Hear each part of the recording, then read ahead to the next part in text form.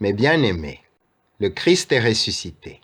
Je vous salue tous de ces mots joyeux et vivifiants, vous congratulant à l'occasion de la Pâque grande et salutaire. L'Église appelle ce saint jour fête des fêtes et solennité des solennités par la voix d'un de ses docteurs universels, saint Grégoire le théologien.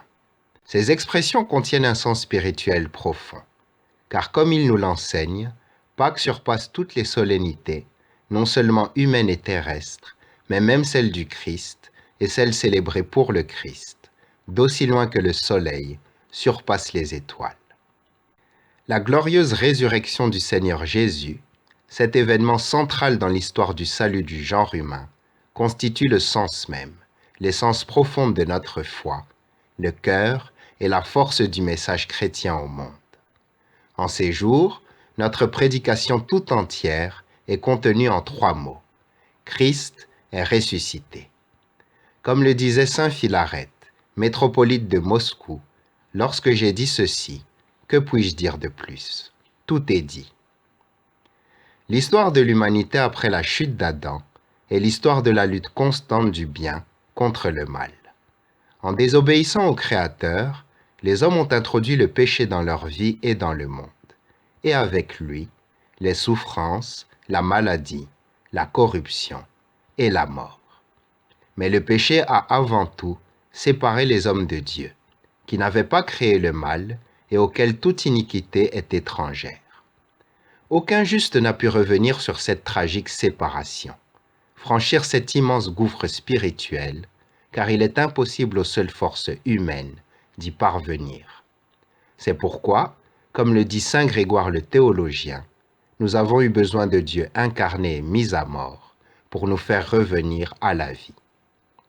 En d'autres termes, la résurrection du Christ est cette percée vers l'éternité, grâce à laquelle les limites humaines sont dépassées, grâce à laquelle la soif d'union à Dieu est étanchée. Pâques est la solennité de l'amour illimité du Créateur pour les hommes, car Dieu a tant aimé le monde qu'il a donné son Fils unique pour que quiconque croit en lui ne se perde pas, mais ait la vie éternelle. Mais que veut dire fêter Pâques dans un monde accablé de douleur et de souffrance, épuisé par les guerres et les conflits, marqué par la haine et la colère? Que signifie chanter « Par sa mort il a vaincu la mort, à ceux qui sont dans les tombeaux, il a donné la vie, alors que la mort reste la fin inéluctable de la vie terrestre de chacun de nous. » Certes, Pâques n'annule pas la présence réelle de la mort dans l'univers, mais la souffrance humaine et la tragédie de l'existence terrestre sont désormais vaincues par le Seigneur Jésus ressuscité, qui nous donne à nous, ses disciples qui le suivons, l'espérance invincible d'atteindre la vie éternelle. La mort, pour nous chrétiens, n'est plus désormais une séparation, mais une rencontre joyeuse et la réunion attendue avec Dieu. Le Christ, premier-né d'entre les morts, nous a montré la seule voie possible pour surmonter le péché et la mort. C'est la voie de l'amour. Et nous sommes appelés à témoigner de cet amour au monde, à témoigner avant tout par l'exemple de notre propre vie. Car comme il nous l'a enseigné, à ceci, tous reconnaîtront que vous êtes mes disciples, si vous avez de l'amour les uns pour les autres. L'amour, en lequel, selon l'apôtre saint Paul, se noue la perfection, est la plus haute et la plus grande des vertus chrétiennes. Lorsque nous passerons à l'éternité, lorsque nous serons trouvés dignes de voir le Seigneur lui-même, notre foi deviendra connaissance et l'espérance du salut dans la miséricorde de Dieu sera réalisée. Cependant, l'amour ne passera jamais et ne changera jamais. La perfection du christianisme consiste donc dans l'amour parfait envers le prochain. Mais que veut dire amour parfait? C'est un amour qui va jusqu'à l'amour des inconnus, des malveillants et même des ennemis. C'est un amour plein d'abnégation qui dépasse tout entendement humain, car il ne rentre pas dans le cadre de la logique humaine ordinaire. Il s'acquiert par les exercices spirituels, attirant la grâce divine, qui nous donne de répondre par l'amour à la haine et par le bien au mal.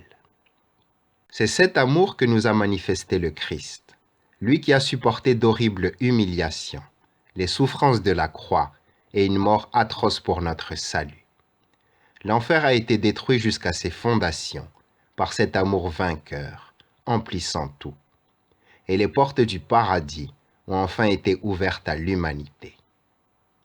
Mais bien-aimés, dans toutes les circonstances de notre vie, nous sommes invités à nous souvenir que les forces du mal sont illusoires et ne sont pas si puissantes qu'elles le paraissent, car elles ne peuvent se comparer aux puissances de l'amour et du bien, dont Dieu est l'unique source. Souvenons-nous que la meilleure réponse, le moyen le plus efficace contre le péché et l'injustice, est notre prière sincère, une prière venant des profondeurs du cœur, et avant tout, la prière collégiale, celle qui s'élève à l'Église pendant l'office, et d'autant plus la communion au corps et au sang du Sauveur lui-même, dans le sacrement de l'Eucharistie. Revivant aujourd'hui l'immense joie pascale, et contemplant avec dévotion et crainte le Christ ressuscité du tombeau, partageons cette salutaire nouvelle avec nos proches et avec tous les hommes, afin qu'ils voient l'éclat ineffable de l'amour divin et puissent avec nous bénir et glorifier le nom très vénérable et magnifique du Père, du Fils et du Saint-Esprit. Que la lumière salvatrice de la résurrection du Christ, qui dépasse toute intelligence, illumine toujours plus les chemins de notre vie, nous éclairant et nous consolant, faisant de nous les participants et les héritiers du royaume céleste. Amen.